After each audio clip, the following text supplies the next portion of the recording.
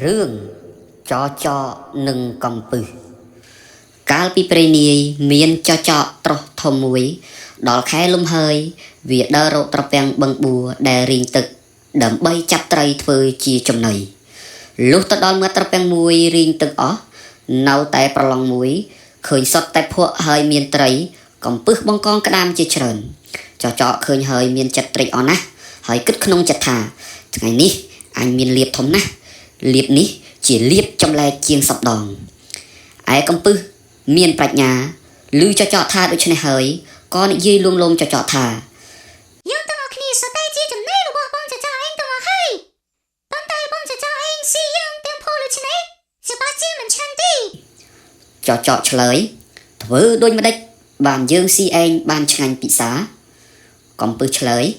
បងចោចឯងទៅយកយើងទៅលាងទឹកឲ្យស្អាតសិនទើបស៊ីនោះទើបវាឆ្ងាញ់ចោចក៏សួរវិញធ្វើដូចម្ដេចនឹងអាចយកពួកឯងទៅលាងទឹកបានបើច្រើនយ៉ាងហ្នឹង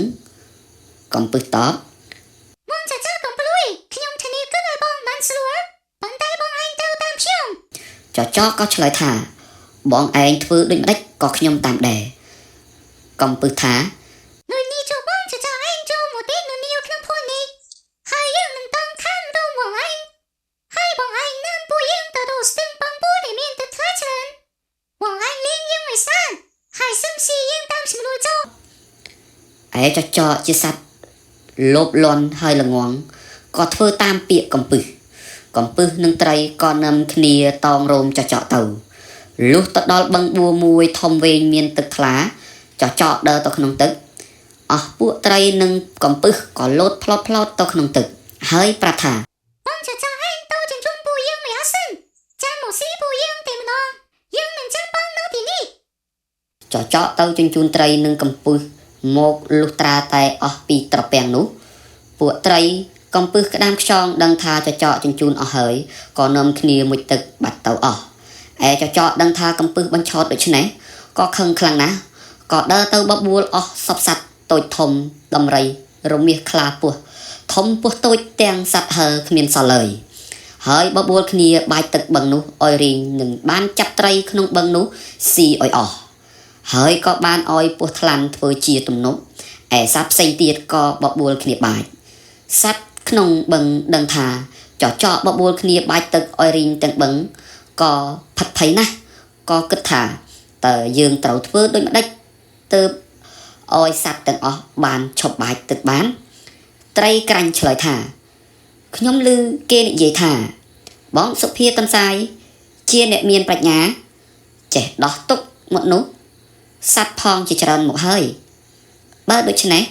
ខ្ញុំនឹងទៅពឹងបងសុភាតនសាយឲ្យមកជួយដោះទុកយើងទាំងអស់គ្នាពួកត្រីគិតហើយក៏ប្រើត្រីក្រាញ់នោះឲ្យទៅអញ្ជើញសុភាតនសាយត្រីក្រាញ់ប្រឹងននៀលរហូតលុះដល់ថ្ងៃក្តៅក៏ក្រៀមស្រកាអស់លុះដល់ពេលយប់សុភាតនសាយចេញរកស៊ីប្រទះឃើញត្រីក្រាញ់ននៀលដូច្នេះក៏សួរថាបងត្រីក្រាញ់ទៅណាត្រីក្រាញ់ឃើញសុភាតនសាយហើយមានចិត្តអរយ៉ាងខ្លាំងហើយក៏និយាយអង្វរថាបងសុភាតនសាយអាណិតខ្ញុំត្បិតត្រីក្នុងបឹងទាំងអស់ពឹងខ្ញុំឲ្យមកអញ្ជើញបងសុភាតនសាយត្បិតឮទាំងសត្វទាំងមនុស្សនិយាយថាបងជាអ្នកមានប្រាជ្ញាចេះកាត់ក្តីដោះទុកបើឯណាកាត់ទុកបងតែងតែជួយដោះទុកគេមិនខានឥឡូវពួកយើងកំពុងមានទុកដោយសារមានដំរីរមាសរមាំងប្រើសក្តាមជ្រូកទាធំទាំងអស់ទាំងសត្វហើកុកក្រៀលតុងប្រវឹកក្អែកទឹក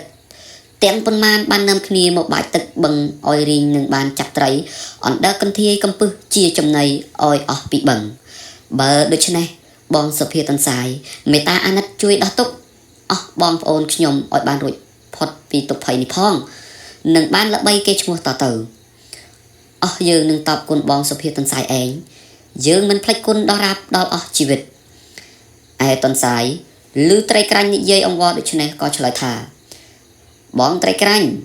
ទៅមុនចុះទៅប្រាប់អស់បងប្អូនកុំអោយផិតភ័យចាំខ្ញុំទៅជួយឲ្យរួចកុំបារម្ភឡើយត្រីក្រាញ់ក៏ត្រឡប់ទៅវិញឯសុភាតនសាយលុះព្រឹកប្រហៀមឡើងក៏ទៅមិត្តបឹង ស្របពេលដែលសត្វទាំងអស់កំពុងបាចទឹកបឹងហើយក៏យកស្លឹកឈើដែលមានដង្កូវស៊ីធ្លុះមកធ្វើជាសម្បត្តិស្រែកដល់អស់សពសត្វទាំងនោះថាណែបងប្អូនទាំងអស់ចាំស្ដាប់ខ្ញុំត្បិតព្រះឥន្ទលោកឲ្យខ្ញុំនាំសម្បត្តិមកប្រាប់គ្រប់គ្នាថាព្រះឥន្ទលោកមកកាច់ជើងត្រំប្រមុំជើងអកកាប់ក្បាលចោះចោដកភ្លុកដំរីសសត្វទាំងនោះឮថាសម្បត្តិព្រះឥន្ទដូច្នេះភ័យណាស់ផ្អើលបលជន់គ្នាពៀនលើដំរីក្របរមាស់រមាំងស្ទុះបលទៅជន់ពោះថ្លាន់ដាច់ខ្លួនជា2-3កំណាត់ធ្លាយទំនប់លិចស្លាប់អស់ទៅសត្វទាំងនោះក៏คล้ายជាចំណីត្រីតាំងពីថ្ងៃនោះមកអស់សត្វទាំងពួងក៏ខ្លាចប្រាជ្ញាសុភាទន្សាយទុកសុភាទន្សាយជាគ្រូបាអាចារ្យទាំងអស់គ្នា